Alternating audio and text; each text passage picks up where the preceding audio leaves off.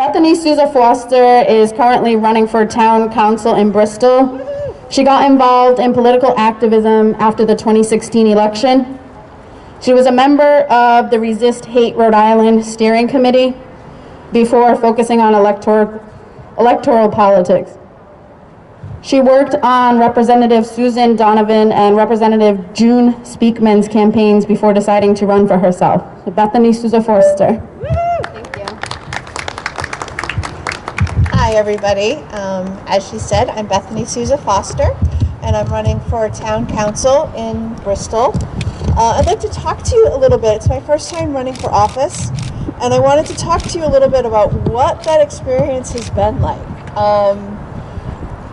It's been interesting. It got interesting almost immediately after I announced. Some people told me that there was a kind of well-known right-wing crazy in our town who right away had posted some screenshots he had taken from my Facebook page even before I announced. And he was able to do that because he was someone I had been friends with for over 25 years. We'd known each other since high school. He had done some work on my house the year before, and as soon as I announced, he was out there posting pictures of me. It was a picture of my face with the words Antifa over it, and what was cut off is that the full picture with the Antifa was actually Wonder Woman with Antifa over her head, and I had posted that because I love Wonder Woman and I am anti-fascist.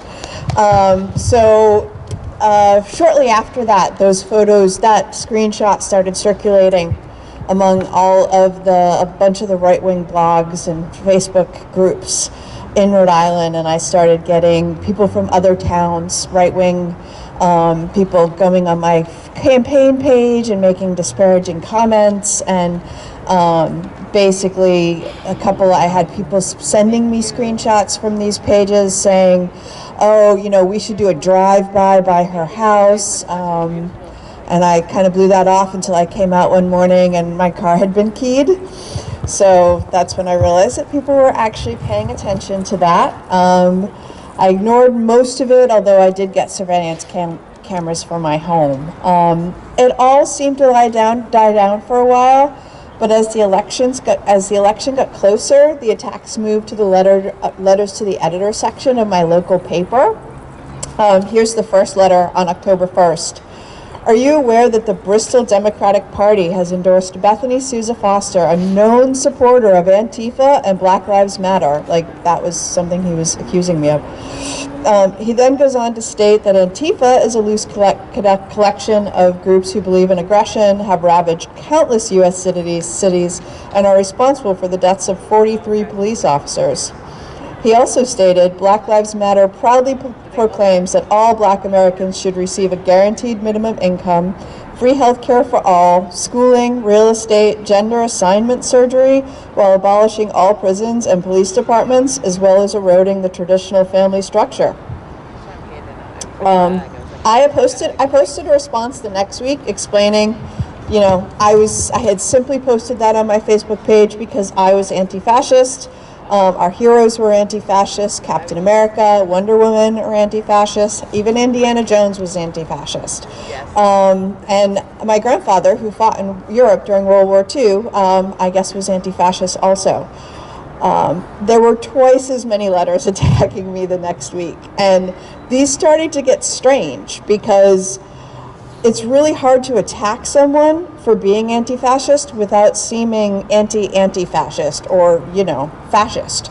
So the letters started getting strange and longer, and these were people writing these letters that I knew. These were people that I had worked on over the summer on a charter commission, and we had gotten along very well, and suddenly I'm not a human being that they worked with on a committee. I'm like this, they're objectifying me in a different kind of way. I'm the enemy, I'm that anti-fascist, I'm that, anti-fascist person that they just simply don't want to win. I kind of feel like Antifa is like the right's boogeyman. They fear it, but they can't really prove it exists. I'm kind of flattered that they find me scary, that they associate me with the boogeyman, because I've never really been considered scary or intimidating before. Nasty women. Nasty women, right?